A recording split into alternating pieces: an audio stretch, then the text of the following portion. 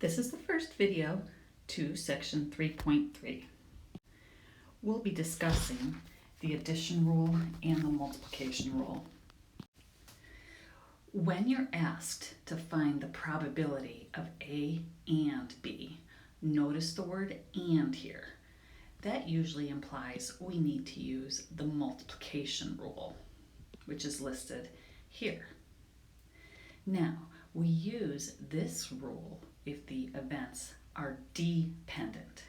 However, if the events are independent, our multiplication rule is simplified to simply the probability of A times the probability of B.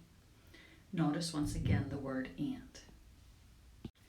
Next, we have the addition rule. And notice when we're looking for the probability of A or B, meaning we're noticing the word "or," we use the addition rule, which looks like this. If A and B are mutually exclusive, then the probability of A or B becomes a much simpler addition equation to just this. But that's only if they are mutually exclusive.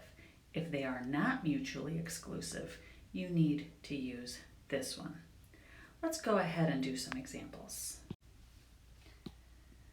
Go ahead and read example 9.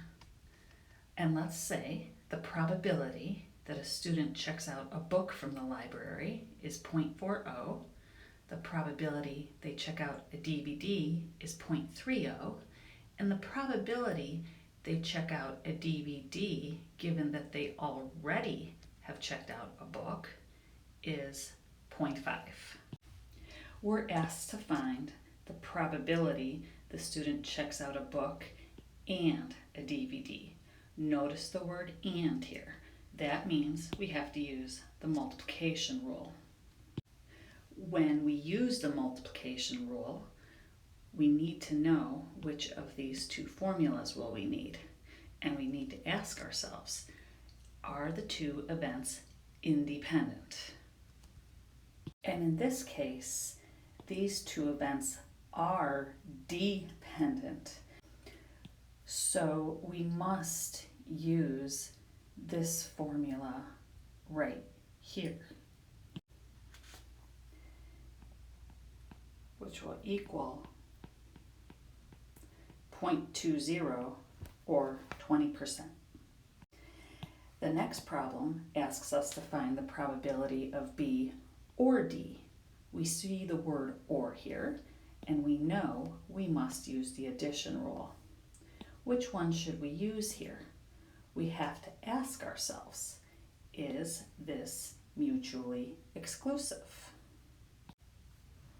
And the answer is no, because a student can check out a library book and a DVD at the same time. So these are not mutually exclusive, which means we are going to use this formula up here.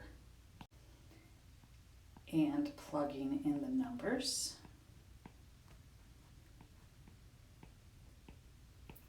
we'll get 0.50 or 50%.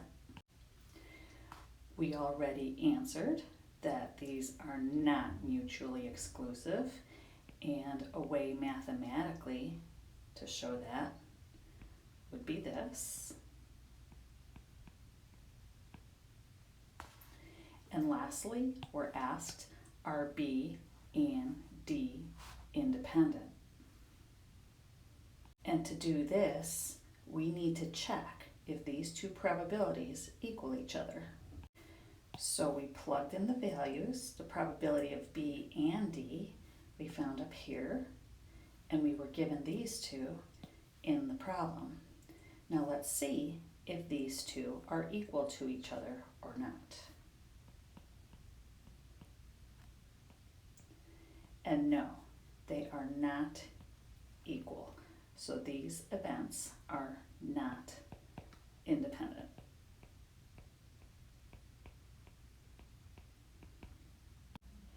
And that concludes the first video for section 3.3.